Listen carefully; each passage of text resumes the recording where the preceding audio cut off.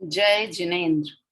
तीन भुवन में सार वीतराग विज्ञानता, शिव स्वरूप शिव कारणमहु त्रियोग संभारिके। पंडित दौलत राम जी कृत 6 डाला ग्रंथ पर हमारी चर्चा चल रही है। उसमें हम चौथी ढाल पे चर्चा कर रहे हैं, जिसमें सम्यक ज्ञान का वर्णन किया गया है। सम्यक ज्ञान किसे कहते हैं, सम्यक ज्ञान कब प्रकट होता है, सम्यक ज्ञान के कितने भेद हैं, इतनी चर्चा करने के बाद अब हम सम्यक ज्ञान की महिमा पढ़ रहे हैं। कल हमने 5वां छंद पढ़ा था जिसमें सम्यक ज्ञान की महिमा बताई गई थी, उसका आगे का छंद पढ़ेंगे। और अब आगे सम्यक ज्ञान में क्या दोष नहीं होने चाहिए, किन दोषों से रहित सम्यक ज्ञान होता है, उस सब की चर्चा हम आज करने वाले हैं। देखिए 15 छंद हैं, उसमें 10 छंद तक तो सम्यक ज्ञान की चर्चा की, 9 छंद तक, और 10 छंद के बाद फिर देश चारित्र का वर्णन होगा। तो अभी हमारे 2-3 छंद और बाकी हैं, उनकी हम चर्चा करते हैं। मैं स्क्रीन शेयर करती हूँ। कल हमने वो वाला छंद पढ़ा था, कोटि जन्म तप तपे, उसका हम भावार्थ और अन्वयार्थ वो दोनों पढ़ेंगे। पहले एक बार वापस से छंद बोल लेते हैं, क्या छंद था।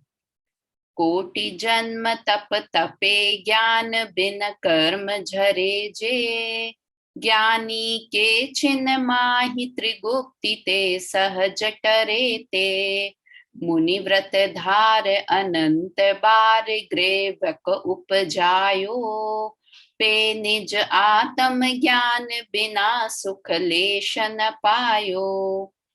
नवे ग्रेवियक तक चला गया, अनंत बार मुनि व्रत को भी धारण कर लिया, किंतु फिर भी सुख का लेश नहीं प्राप्त हुआ। क्यों नहीं हुआ? क्योंकि आत्मज्ञान नहीं था। आत्मज्ञान कहें सम्यक ज्ञान कहें एक ही बात है, सम्यक ज्ञान प्राप्त नहीं किया।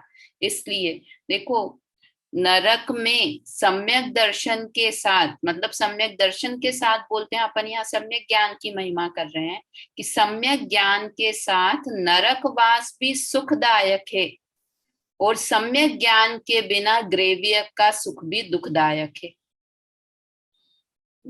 तो इम्पोर्टेंट जगह की नहीं है, स्थान की नहीं है। स्थान हो गया कि नरक, हम नरक को ही दुख का स्थान मानते हैं, या स्वर्ग चले जाएंगे तो सुख से रहने लगेंगे, सुखी हो जाएंगे, तो ऐसा नहीं है। सुख दुख का संबंध हमारी मान्यता से है ना, मतलब सम्यक दर्शन से है, मान्यता से है, और सम्यक दर्शन के साथ सम्यक ज्ञान भी है। देखो ये अपन सम्यक ज्ञान की बात करें ना, अपन लौकिक में भी बात करते हैं ना, कि जिसकी मान्यता सही है उसे कहीं भी भेज दो, जंगल में भेज दो तो भी वो सुखी है।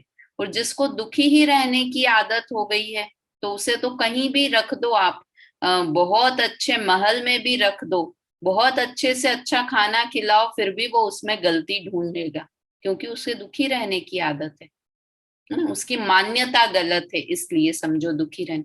और सम्यक ज्ञान हो गया तो उसकी मान्यता सही हो गया, हो गई, उसे जीवन जीना आ गया, जिसे सम्यक दर्शन हो गया, सम्यक ज्ञान की प्राप्ति हो गई। तो वो इसलिए कहा कि वो नवे ग्रेवियक तक भी चला जाए अगर, है ना, कोई किसकी मान्यता ठीक नहीं है, मान्यता गलत है, तो वो नवे ग्रेवियक तक, मतलब बहुत सुख सुविधाओं के बीच में भी चला जाए, किंतु उसे वहां सुख नहीं मिलेगा। तो इससे क्या अर्थ निकला कि सुख स्थान में नहीं है, किसी स्थान में सुख मिल जाए ऐसा नहीं है। सुख का संबंध सम्यक दर्शन और सम्यक ज्ञान से है। वो बार बार मुझे वो लाइन ही याद आती है, बाहर नार की सम दुख भोगे, अंतर सुख रस गटा गटी।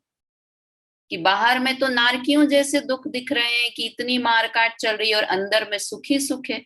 और नवे ग्रेवियक में चले जाए कि अंदर में तो सब कहें अरे वाह वाह, इतना बड़ा अहमेंद्र, इतना बड़ा देव, किंतु अंदर में उसकी कितनी कषाय चल रही है कि ये देव मुझसे बड़ा क्यों है ना, मुझे इतने सुख क्यों नहीं मिल रहे। वहां के रामेंद्र में तो ये बात नहीं हुई कि ये बड़े या छोटे देव, किंतु वहां पर भी मैं ये कर लूं, ये कर लूं, मैं मरकर कौन सी गति में चला जाऊंगा ये सारे वाले दुख वहां भी रहेंगे। तो इसलिए नवे ग्रेवियक में भी चले जाए, किंतु अगर सम्यक ज्ञान नहीं है तो वहां लेश मात्र भी सुख नहीं है। कल हमने द्रव्यलिंगी और भावलिंगी मुनिराज की भी बात की थी कि कौन है द्रव्यलिंगी मुनिराज और कौन है भावलिंगी मुनिराज। तो जितने वास्तव में ये अज्ञानी के जो कर्म झरते हैं, अज्ञानी के कहें या द्रव्यलिंगी मुनिराज के, द्रव्यलिंगी मुनिराज इसलिए कहने में आ रहा है क्योंकि उत्कृष्ट उत्कृष्ट वाला तप वो तपते हैं ना, इसलिए। तो वहां अगर इतना तप कर लिया और इतना सब कर लिया और जितने कर्म उनके नष्ट होंगे, उतने सम्यक ज्ञानी के एक बार में क्षण मात्र में उतने कर्मों का नाश हो जाएगा। समझ में आया? तो ज्ञानी के मतलब सम्यक ज्ञान के साथ में उतने कर्मों का नाश हो जाएगा। देखिए अब अपन यहाँ से अब अन्वयार्थ और वो पढ़ते हैं, जो कल हमारा रह गया था अन्वयार्थ और भावार्थ पढ़ना, उसको एक बार पढ़ते हैं। अज्ञानी जीव को सम्यक ज्ञान के बिना करोड़ों जन्मों तक तप करने से जितने कर्म नाश होते हैं, उतने कर्म सम्यक ज्ञानी जीव के मन वचन काया की प्रवृत्ति रोकने से। किसे कहते हैं मन वचन काय की प्रवृत्ति रोकना? मतलब अब तुरंत हमारा ध्यान कहाँ चले जाएगा? बाहर की तरफ, कि बिल्कुल वचन से अब मैं नहीं बोलूंगा, मन में खोटे विचार नहीं करूंगा, काया भी बिल्कुल ऐसे ध्यान की मुद्रा में बैठ जाऊंगा, आंख भी नहीं खोलूंगा। तो ये हो गया क्या त्रिगुप्ति? कि नहीं, ये त्रिगुप्ति नहीं है, ये तो वापस से शरीर की हमने आंखें बंद की, शरीर से नहीं बोल रहे हैं, शरीर को हिला डुला नहीं रहे हैं, और मन से कुछ नहीं सोचूंगा कुछ नहीं सोचूंगा ये कर रहे हैं। तो वास्तव में इनकी प्रवृत्ति रोकना अर्थात क्या? कि निर्विकल्प शुद्ध स्वानुभव के बल से, मतलब वास्तव में जब देखते हैं ना कि ये त्रिगुप्ति होती है, देखो ये यहाँ पर कि मुनिराज को भी त्रिगुप्ति हो रही है, ये स्वानुभव कर रहे हैं त्रिगुप्ति, तो क्यों हाथ हिलाने का विकल्प नहीं आता है? क्यों मुंह से बोलने का विकल्प नहीं आता है? क्यों मन में कोई विकल्प नहीं चलते हैं मुनिराज के या जो त्रिगुप्ति में है उन्हें? क्योंकि उनका ध्यान किसी और तरफ है, किसी और तरफ है। कहाँ पर है उनका ध्यान? कि उनका ध्यान आत्मा की तरफ है, इसलिए बाहर में हाथ हिलाना बोलना ये सब क्रियाएं नहीं दिखती है। और हमको तो बाहर दिखाई दिखता है, तो हम कहते हैं अरे देखो ये तो इनके मन की क्रिया नहीं हो रही, वचन की नहीं हो रही है, काय की क्रिया नहीं हो रही है। तो वास्तव में वो क्रिया क्यों नहीं हो रही है? क्योंकि उनका ध्यान आत्मा की तरफ है। लौकिक में भी होता है कि नहीं, कि हम कोई बात सोच रहे हैं, हम किसी चीज का ध्यान कर रहे हैं, विचार कर रहे हैं एकदम गहनता से, वो कोई हमारे हाथ के आगे ऐसे ऐसे हाथ हिला के करना पड़ता है ना, करते हैं कि नहीं अपन, कि अरे भाई कहाँ डूब गए हो, क्या कर रहे हो, कोई आके चला जाए, कुछ पता नहीं रहता है। तो वास्तव में ये बाहर में ऐसे कहते हैं कि मन वचन काय तीनों को कंट्रोल किया है या तीनों की क्रियाएं नहीं हो रही है, किंतु वास्तव में देखा जाए तो उस जीव का ध्यान कहाँ पर है? आत्मा की तरफ है, इसलिए बाहर में ये क्रियाएं नहीं होती है ना। तो जितना अज्ञानी को करोड़ों वर्ष में नहीं होता, उतना त्रिगुप्ति के बल से क्षण मात्र में सरलता से नष्ट हो जाते हैं उतने कर्म ज्ञानी जीव को। यह जीव मुनियों के महाव्रत को धारण करके अनंत बार नवे ग्रेवियक तक उत्पन्न हुआ, परंतु अपने आत्मा के ज्ञान बिना किंचित मात्र भी सुख प्राप्त नहीं कर सका। वही कि स्थान से नहीं है किंतु आत्मा का ज्ञान नहीं है, इसलिए बाहर में कुछ भी हो किंतु वह सुखी नहीं हो सका। भावार्थ देखते हैं, देखिए। मिथ्या दृष्टि जीव आत्मज्ञान सम्यक ज्ञान के बिना करोड़ों जन्मों भवों तक बाल तप रूप उद्यम करे। ये यहाँ ऊपर फिगर में दे रखा है ना, देखिए बाल तप, इधर बाल तप लिख रखा है, इधर निर्विकल्प शुद्ध स्वानुभव लिख रखा है। बाहर से देखो पोजीशन दोनों सेम दिख रहे हैं, आपको दिख रहा है कुछ अंतर? ये मतलब वास्तव में ये भावलिंगी मुनिराज बताए और ये द्रव्यलिंगी मुनिराज, तो ये इनके जितने भी तप हैं वो सब क्या कहलाएंगे? बाल तप। और ये भावलिंगी मुनिराज है, उनके निर्जरा निर्जरा निर्जरा होती जा रही है। और ये क्यों निर्जरा सही है? क्योंकि इस एक बार कर्म नष्ट कर दिए, निर्जरित कर दिए, अब वापस नहीं आएंगे। और अज्ञानी के जो तप कर रहे हैं वो कैसे हैं कि जितने कर्म निर्जरित किए उतने ही कर्म वापस आ गए, तो वास्तव में वो निर्जरा भी कुछ काम की नहीं, है ना। तो मिथ्या दृष्टि जीव आत्मज्ञान सम्यक ज्ञान के बिना करोड़ों जन्मों तक भवों तक बाल तप रूप उद्यम करके जितने कर्मों का नाश करता है उतने कर्मों का नाश सम्यक ज्ञानी जीव स्वानुमुख ज्ञान ज्ञातापने रूप स्वरूप गुप्ति से क्षण मात्र में सहज ही कर डालता है। सम्यक ज्ञानी जीव बाल तप किसे कहते हैं, अपन ने पहले भी चर्चा की थी कि किसे कहते हैं कि हम बिजनेस करते हैं, एक तो बिजनेस होता है, एक बिजनेस गेम होता है। खेला होगा सब लोगों ने बचपन में, व्यापार व्यापार का गेम जिसमें पैसे दो फिर टिकट्स खरीदो। वो आजकल मोनोडील टाइप के गेम आ गए हैं, वो पहले बिजनेस गेम टाइप होता था वैसे, है ना। तो उसमें क्या कि ये खरीदो ये बेचो फिर इतने की टिकट ले लो प्रॉपर्टी खरीद लो, जैसा बिजनेस करते हैं ना सेम वैसा का वैसा। तो उसको क्या कहते हैं, बालकों का खेल कहते हैं, गेम कहते हैं उसे, कि बच्चे गेम खेलते हैं। कर तो सारी वो की वो ही क्रिया रहा है जो एक बिजनेसमैन करता है, वैसे ही पैसे दे रहा है, बैंक में जमा करा रहा है, बैंक में से ब्याज ले रहा है, सब कुछ कर रहा है, किंतु फिर भी वो क्या है कि बालकों का गेम है। बाहर से क्रिया एकदम सेम हो रही है किंतु फिर भी वो बालक का गेम है और बड़ा आदमी कर रहा है तो वो प्रॉपर बिजनेस है। तो वैसे ही बाहर से क्रिया एकदम बराबर हो रही है, 28 मूल गुणों का पालन हो रहा है ना, बिल्कुल 5 इंद्रियों पर विजय हो रही है, देख कर खाना हो रहा है, उफ तक नहीं कर रहे हैं, कोई कितना भी उपसर्ग कर दे और दोनों मुनिराज उफ तक नहीं कर रहे हैं, बाहर से क्रिया सेम है, किंतु इसे क्या कहेंगे, बाल तप, और इसे क्या कहेंगे कि वास्तविक तप। क्योंकि वो बिजनेस वाला गेम जो बच्चा खेल रहा है ना, उसका मुख्य उद्देश्य क्या था कि उसका तो उद्देश्य है फन करना खाली, और बिजनेस करने का उद्देश्य क्या होता है, प्रॉफिट होना। तो जो ये गेम वाला बिजनेस है उससे प्रॉफिट नहीं होगा, इसलिए उसे क्या कह दिया, बालकों का गेम कह दिया। वैसे ही तप कर रहे हैं किंतु तप से क्या होना था कि सुख की प्राप्ति होनी थी, निर्जरा होनी थी, वो सब नहीं हो रहा है ना, इसका क्या मतलब है कि वो बाल तप है, क्योंकि प्रयोजन की सिद्धि नहीं हो रही है ना, इसलिए बालकों के गेम की तरह है वो। समझ में आया। तो इसी प्रकार अब ये इसी प्रकार का भाव व्यक्त करते हुए आचार्य कुंद कुंद देव प्रवचन सार परमागम की गाथा 238 में कहते हैं, क्या अपन भावार्थी पढ़ते हैं सिर्फ, जो कर्म अज्ञानी लक्ष्य कोटि भवों में खपाता है नष्ट करता है, ज्ञानी जीव वह कर्म 3 प्रकार मन वचन काय से गुप्त होने से उच्छ्वास मात्र में खपा देता है। उच्छ्वास किसे कहते हैं, सांस किसे कहते हैं, सांस कहते हैं कि अंदर लेना, ऑक्सीजन को अंदर लेना और बाहर लेना, वो पूरी प्रोसेस को अंदर लेना और बाहर से अंदर ऑक्सीजन लेना और कार्बन डाइऑक्साइड निकालना, उस पूरे को कहते हैं श्वासोच्छ्वास। और उच्छ्वास किसे कहते हैं कि सिर्फ लेना मात्र, है ना, समय आधा रह गया ना, एक तो हमने ऑक्सीजन ली और कार्बन डाइऑक्साइड निकाली तो जितना समय लगा उससे भी आधा समय, उसको बोलते उच्छ्वास। तो उच्छ्वास मात्र में उतने को खपा देता है, उतने कर्मों को ज्ञानी जीव नष्ट कर देता है।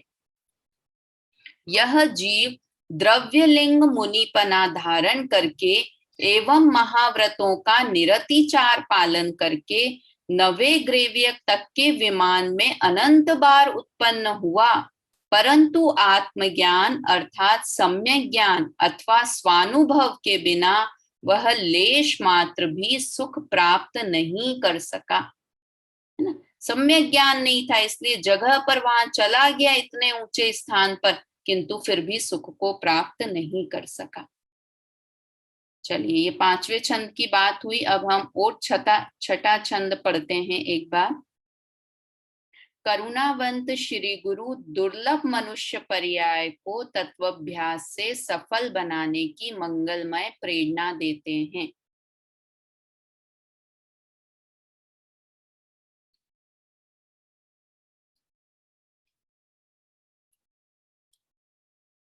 ताते जिनवर कथित तत्व अभ्यास करीजे, संशय विभ्रम मोह त्यागी आपो लख लीजे। यह मानुष पर्याय सुकुल सुनियो जिन वाणी, इह विधि गए न मिले सुमणि जो उदधि समानी। क्या कहा कि कहां से ताते मतलब इसलिए, इसलिए मतलब किस लिए कि अज्ञानी के हम इतने तप कर रहे हैं तब भी कर्मों की निर्जरा नहीं हो रही है, और ज्ञानी के क्षण मात्र में हो रही है, इसलिए क्या करें। तो क्या कहा दौलत राम जी साहब ने कि इसलिए जिनेंद्र भगवान द्वारा कहे हुए तत्वों का अभ्यास करो, है ना। वास्तव में ये नीचे की 2 लाइन में मनुष्य भाव की दुर्लभता भी बताई है कि आत्मज्ञान करना है तो सबसे पहले क्या करना होगा कि तत्व ज्ञान करना होगा। तत्व ज्ञान करेंगे तो आत्मज्ञान होगा। यही लिखा है कि तत्व अभ्यास करो, कि जिस आत्मा को जानना है, जिस आत्मा पर श्रद्धा करना है, जिस आत्मा पर अहम करना है, जिस आत्मा पर भरोसा करना है, जिस आत्मा का ज्ञान करना है, तो वो आत्मा कैसा है पहले वो तो पता होना चाहिए ना, तभी तो हम किसी पे भरोसा करेंगे, किसी का ज्ञान। तो उसका ज्ञान कैसे होगा कि तत्व अभ्यास करेंगे तो ही उस 7 तत्व का ज्ञान होगा और उससे फिर आत्मज्ञान कर सकते हैं। समझ में आया। तो आप कहेंगे कि कहाँ शेर को 7 तत्व का ज्ञान था, कहाँ शिवभूति मुनिराज को 7 तत्व का ज्ञान था, किंतु फिर भी उन्हें सम्यक दर्शन सम्यक ज्ञान हो गया ना। तो क्यों तत्व अभ्यास करना है कि उनके पास तो ज्ञान ही उतना था, किंतु आपके पास तो बहुत ज्ञान है ना, कितनी चीजें याद रह जाती है हमको। पूरी अभी 10 साल पहले किसी ने क्या कहा था वो भी हमें याद है। 5 साल पहले उनके यहाँ शादी में गए थे, क्या बना था वो भी हमें याद है। उन्होंने कैसी शादी की थी, क्या हुआ था, कैसे बिजनेस में मुझे प्रॉफिट हुआ, कैसे लॉस हुआ, 10 साल पहले कैसे स्ट्रगल किया था, कैसे इस घर को बनाया था, वो सब चीजें याद है। याद है कि नहीं। मतलब ज्ञान तो पूरा है, किंतु बस उस ज्ञान को हम जहां सम्यक दर्शन सम्यक ज्ञान करने की बात आई तो हम क्या लगा लेंगे कि नहीं हमारे पास तो ज्ञान ही नहीं है ना। उस तरफ हम लगा लेंगे कि हमारे पास ज्ञान ही नहीं है। तो इसलिए ये बात कही यहाँ पर कि सबसे पहले क्या करना है कि सबसे पहले सम्यक ज्ञान करना है। सम्यक ज्ञान करने के लिए तत्व अभ्यास करना है। समझ में आया। फिर क्या करना है, कैसा करना है कि संशय विभ्रम मोह त्याग आपो लख लीजे। और कैसे सम्यक ज्ञान को करना है कि संशय विभ्रम और अनध्यवसाय से रहित, है ना। ये सम्यक ज्ञान के 3, सम्यक ज्ञान में कौन से 3 दोष नहीं होते हैं। सम्यक ज्ञान कैसा होता है, जैसे अपन ने सम्यक दर्शन में बात की थी ना कि 25 दोषों से रहित सम्यक दर्शन होता है, वैसे ही सम्यक ज्ञान कैसा होता है कि इन 3 दोषों से रहित होता है। कौन से 3 दोष, संशय, विभ्रम, विभ्रम को विपर्य भी कहते हैं, और तीसरा है अनध्यवसाय, मोह लिखा है ना जिसे, तो मोह को क्या कहते हैं, अनध्यवसाय। इन सबको त्याग कर अपने आत्मा को जान लीजिए, है ना। ये यहाँ पर ये बात कही, देखो यहाँ पे संशय विभ्रम और अनध्यवसाय बाद में बताएंगे भी सही, तो अपन वहां से इसको चर्चा करेंगे, ये नीचे आने वाला है संशय विभ्रम अनध्यवसाय क्या क्या है।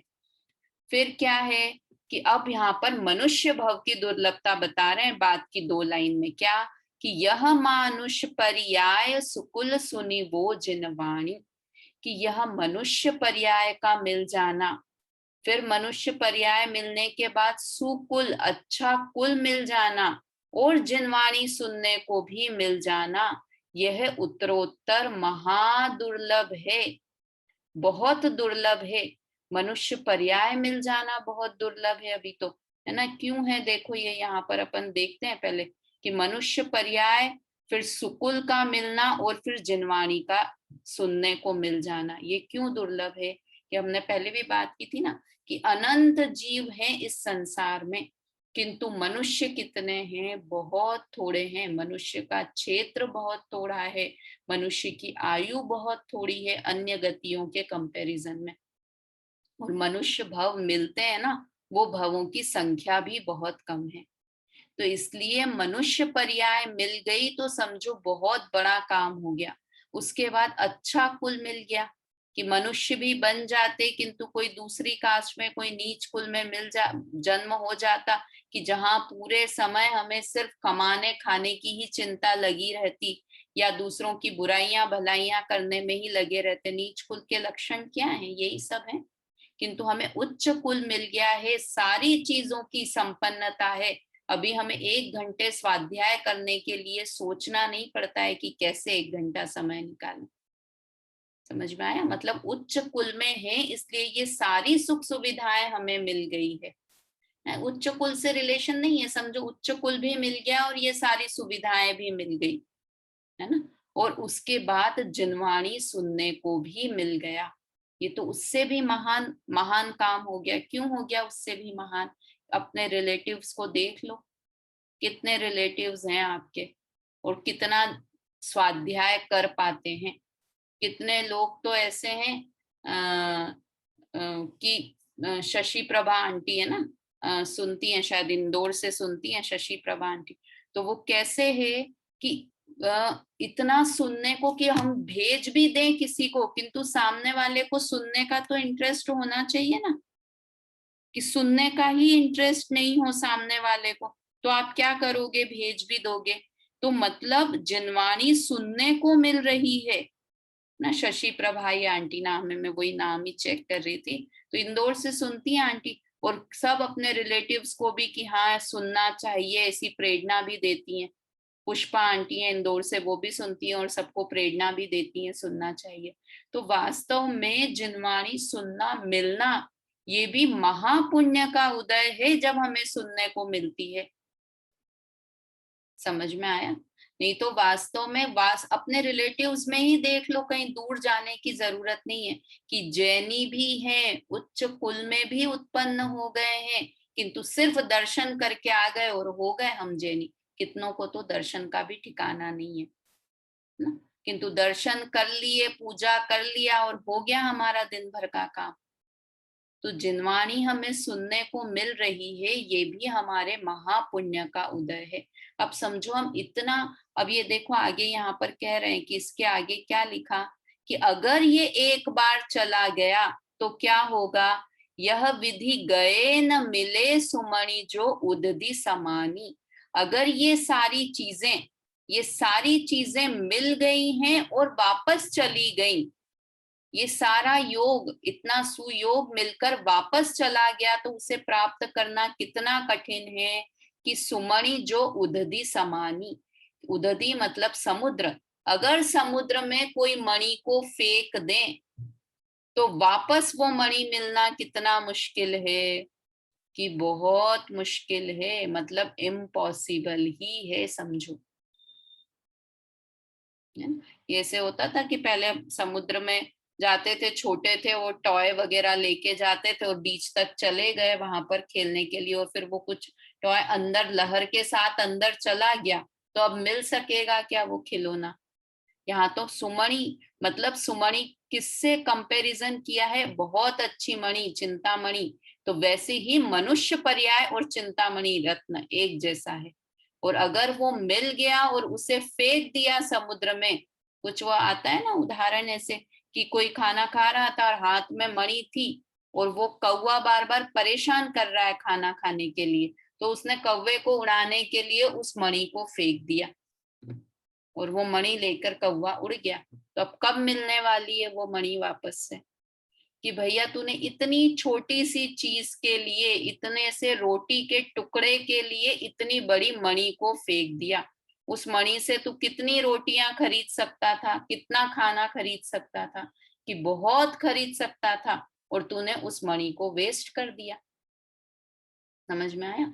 वैसे ही ये मनुष्य भव मिल गया तो मणि के समान मिल गया, और तूने उस मनुष्य भव रूपी मणि को कहाँ लगा दिया? कि खाना बिजनेस करने में, पैसे कमाने में, घर गृहस्थी को चलाने में, घूमने फिरने में, ये सब चीजों में वेस्ट कर दिया उस मणि को, है ना। और उस मणि से क्या क्या कर सकते थे हम, कि इस मनुष्य भव को सफल कर सकते थे, सम्यक दर्शन कर सकते थे, सम्यक ज्ञान कर सकते थे, मोक्ष में जाने का रास्ता तैयार कर सकते थे, संयम धारण कर सकते थे। कुछ नहीं किया, तो उस मणि को फेंक दिया। मतलब उससे, उस मणि से इतने बड़े बड़े काम कर सकते थे, और हमने उसको किस लिए फेंक दिया, कौवा उड़ाने के लिए फेंक दिया। इस मनुष्य पर्याय को विषय भोगों में फेंक दिया, तो फिर ये वापस मनुष्य पर्याय मिल जाए, ये मिलना बहुत मुश्किल है। मतलब अब तो हम वास्तव में इतना धर्म समझते हैं, यहाँ तक आ गए, मनुष्य पर्याय मिल गई, सुकुल मिल गया, और जिनवाणी सुनने को मिल गई, तो अब तो दाव मत चूको चौहान। अब तो ये सम्यक दर्शन, सम्यक ज्ञान प्राप्त करने का पुरुषार्थ कर ही लेना चाहिए। अपने अनंत भव हमने विषय भोगों के लिए बिता दिए। वो आती ना पूजा की लाइन, भव वन में जी भर घूम चुका, कण कण को जी भर भर देखा ना। सब सब करके देख लिया है हजारों बार, किंतु फिर भी क्या किया है, सब चीजें देख लिए, सब जगह परिभ्रमण करके आ गए हैं, किंतु फिर भी वहां सुख नहीं मिला। और कुछ नहीं किया, तो वो क्या नहीं किया, कि सम्यक ज्ञान प्राप्त नहीं किया। अनंत अनंत भव बीत चुके हैं, किंतु फिर भी ये करने योग्य कार्य नहीं किया, इसलिए चारों गति में परिभ्रमण कर रहे हैं।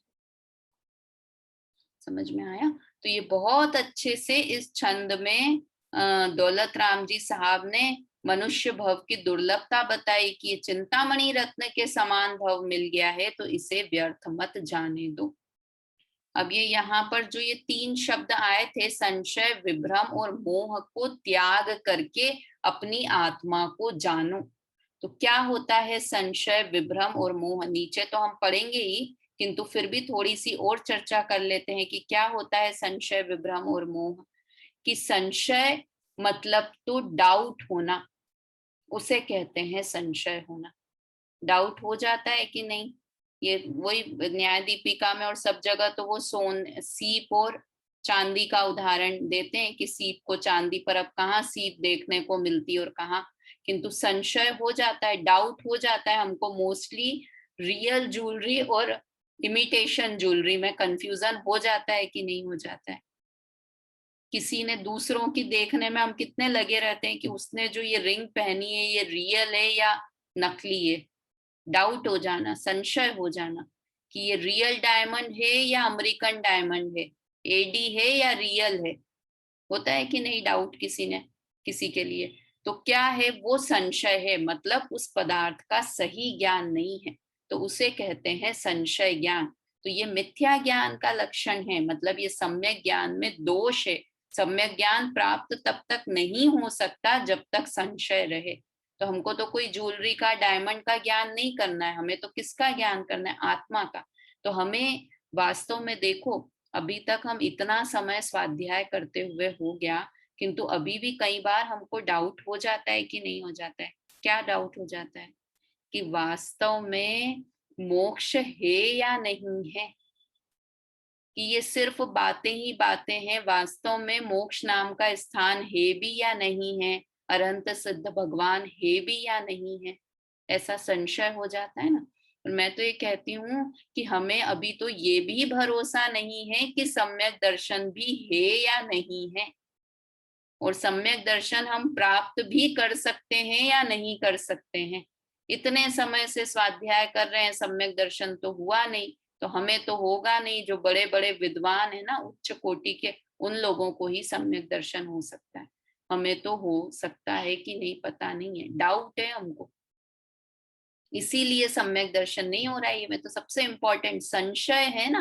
मैंने उस दिन भी बात की थी हमने, कि हमें ये डाउट नहीं है कि हम खाना बना सकते हैं या नहीं, हमें कंफर्म पता है हम खाना बना सकते हैं, इसलिए हम खाना बनाते हैं, खाना बनाने का पुरुषार्थ करते हैं। किंतु हमको ये पता है, हमको ये डाउट है कि हम सम्यक दर्शन कर सकते हैं या नहीं, इसीलिए सम्यक दर्शन करने का पुरुषार्थ भी नहीं करते हैं। समझ में आया? तो ये संशय बहुत बड़ा दोष है सम्यक दर्शन सम्यक ज्ञान नहीं होने में। डाउट होना हर चीज का कि भगवान होते हैं या नहीं, मोक्ष होता है या नहीं, मैं जीव हूं या नहीं, ना ग्रंथों में लिखा है उस हिसाब से तो बोल सकते हैं सम्यक दर्शन हो सकता है या नहीं।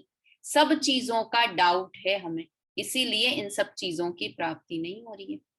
तो ये सम्यक ज्ञान का एक दोष। दूसरा है विपर्य। विपर्य का अर्थ होता है विपरीत, गलत ही मान लेना। किसी ने आर्टिफिशियल ज्वेलरी पहन रखी है, इमिटेशन ज्वेलरी पहन रखी है, और हम उसे समझ लें ये रियल ज्वेलरी है। या हम परचेस करने गए बाजार में और नकली डायमंड को, अमेरिकन डायमंड को रियल डायमंड समझकर खरीद कर ले आए। तो ये विपर्य तो बहुत ही बड़ा दोष है, उससे तो कभी सम्यक ज्ञान हो ही नहीं सकता है, वो तो ठगा गया है पूरी तरह से वो व्यक्ति। वैसे ही धर्म के मार्ग में लगाए तो ये हम सोच लें कि हमें तो सम्यक दर्शन हो ही नहीं सकता, ये धर्म वरम कुछ नहीं होता है, कोई मोक्ष नहीं होता है, ये ऐसा विपरीत ज्ञान हो गया तो हम पूरा जीवन अपना विषय कषाय में बिता देंगे, है ना।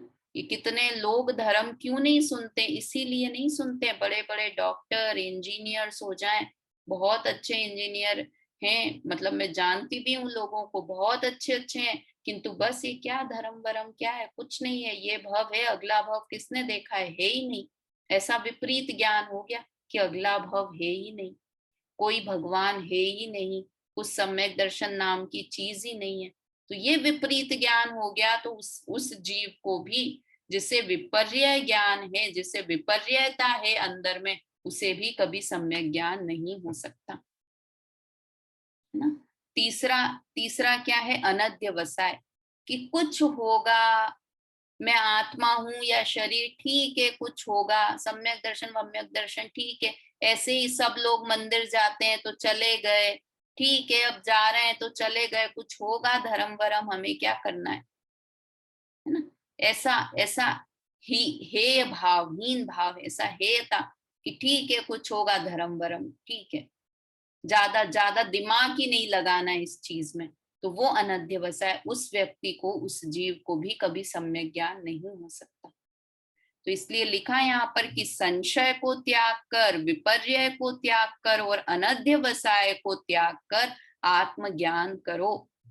ये संशय मत रखो कि मुझे आत्मज्ञान सम्यक ज्ञान होगा या नहीं होगा, कि मुझे हो ही नहीं सकता है, ऐसी विपरीतता भी मत रखो।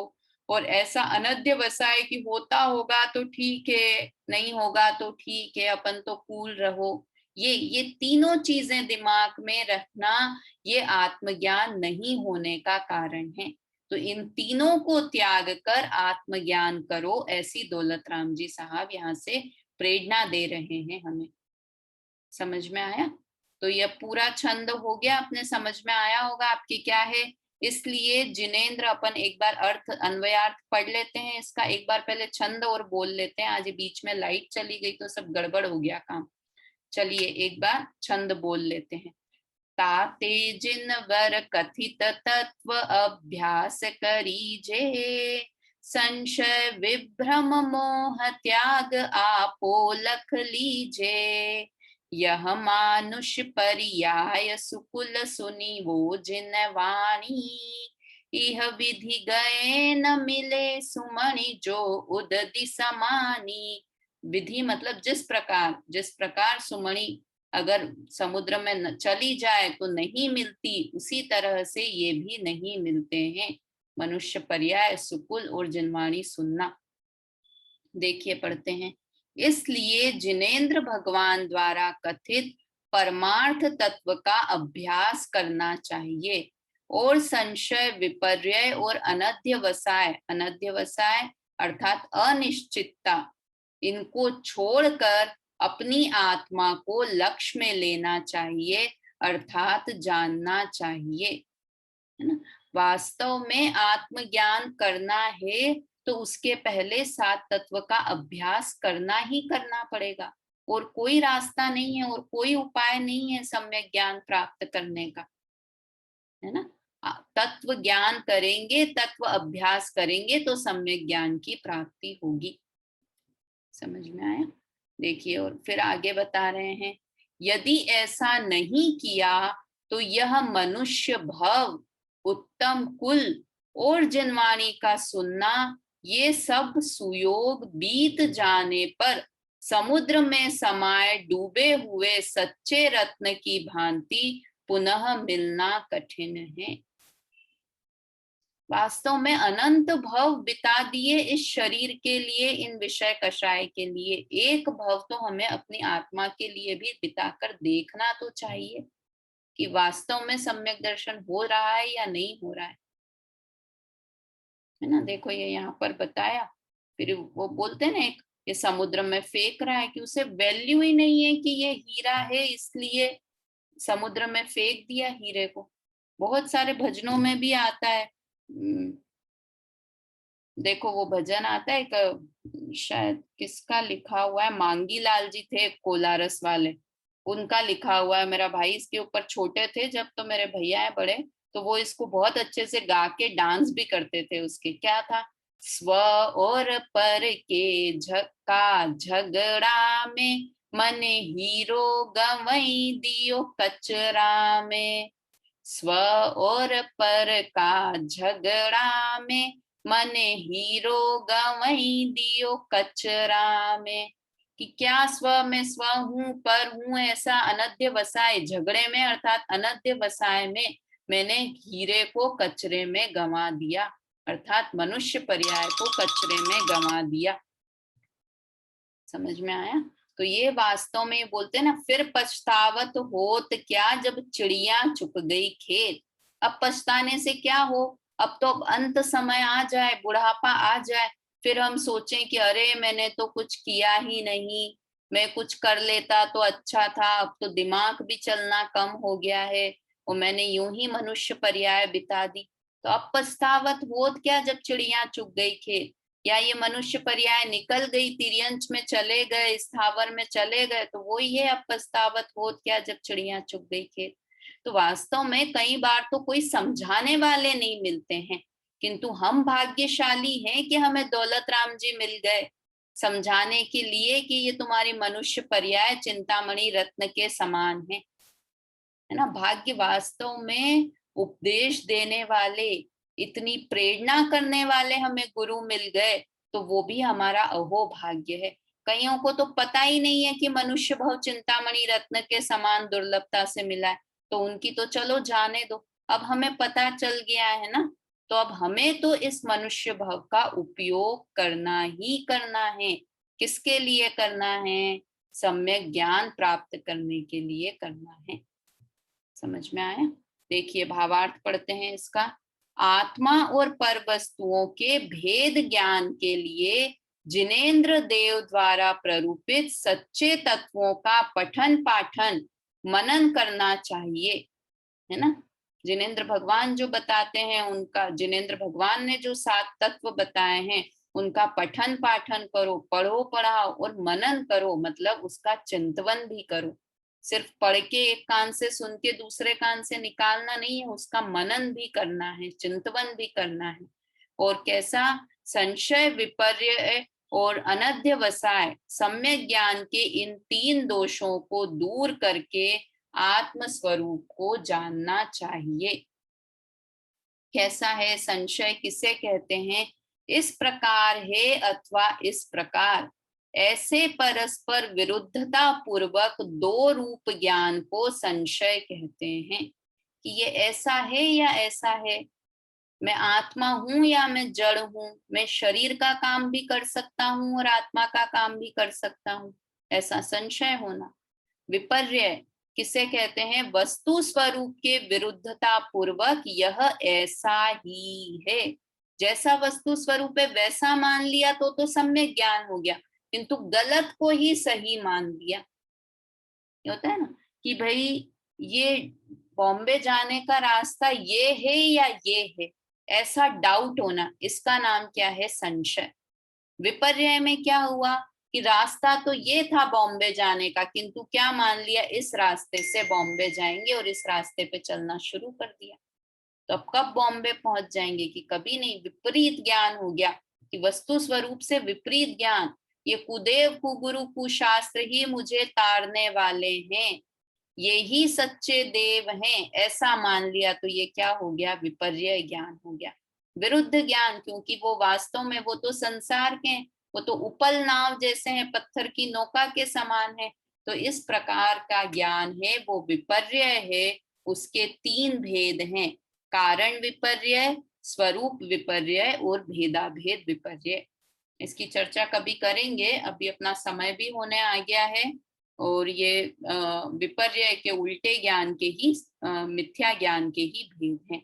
तीसरा है अनध्यवसाय, कुछ है ऐसा निर्णय रहित ज्ञान, कोई निर्णय ही नहीं करना, कुछ है मतलब इंटरेस्ट ही नहीं लेना उस चीज में, उसका नाम है अनध्यवसाय। अब यहाँ दुर्लभता बता रहे हैं मनुष्य भव की कि कैसी है।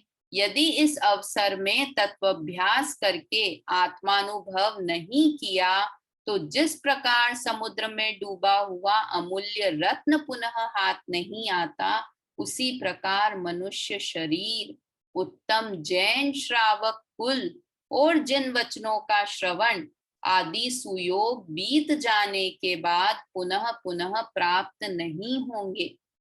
ये सुयोग वापस मिलने वाला नहीं है कि ठीक है मिल गया अगले भाव में भी मिल जाएगा, तो गलत फहमी में मत रहना, नहीं मिलने वाला है।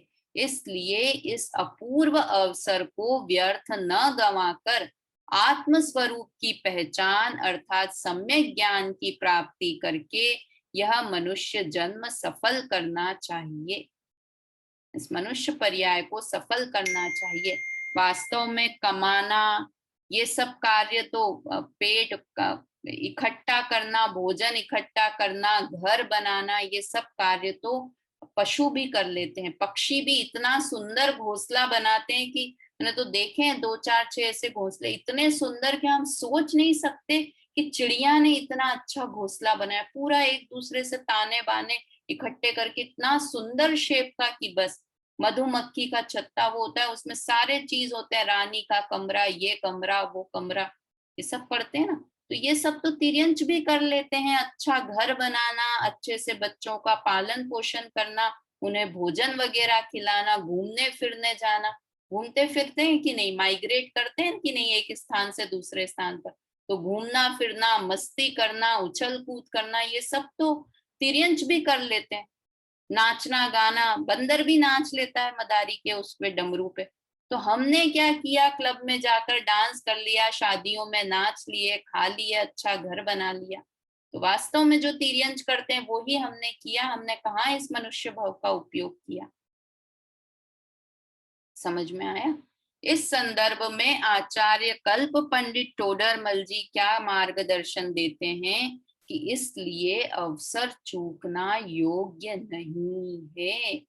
अब सर्व प्रकार से अवसर पाया है, ऐसा अवसर प्राप्त करना कठिन है, बहुत मुश्किल है। वापस से इतने अच्छा हमारा ये ग्रुप मिल जाए, ये सब चीजें मिल जाए, ये बहुत मुश्किल है। इसलिए श्री गुरु दयालु होकर मोक्ष मार्ग का उपदेश देते हैं। उसमें भव्य जीवों प्रवृत्ति करो। मोक्ष मार्ग प्रकाशक के 9वें अधिकार के आधार पर लिखा है ना। तो इस तरह से ये यहाँ पर चर्चा हुई।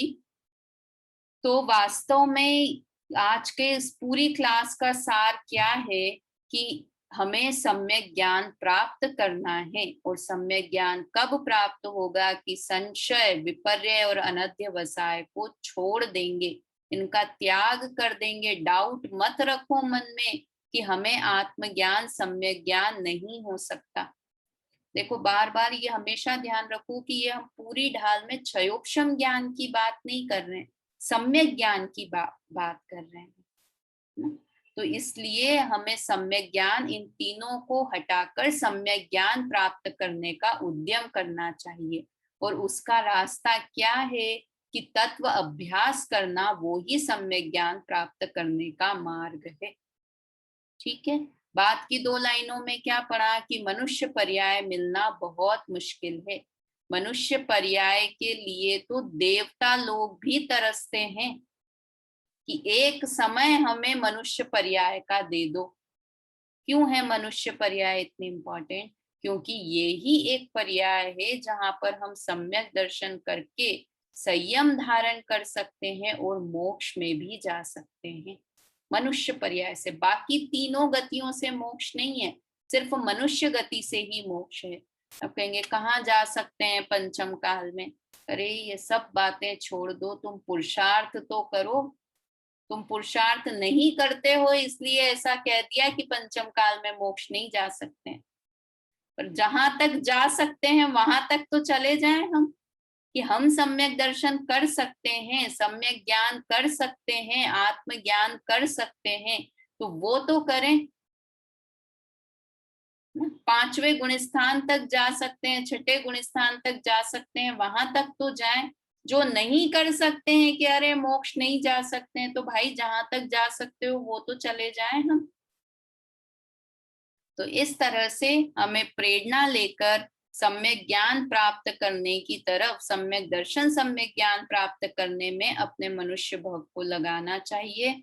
अभी का समय हो गया है, जिनवाणी स्तुति करते हैं। कल 7वां नंबर का छंद पढ़ेंगे जिसमें और सम्यक ज्ञान की महिमा, बहुत अच्छा छंद है, धन समाज गजराज बाज तो काज न आवे।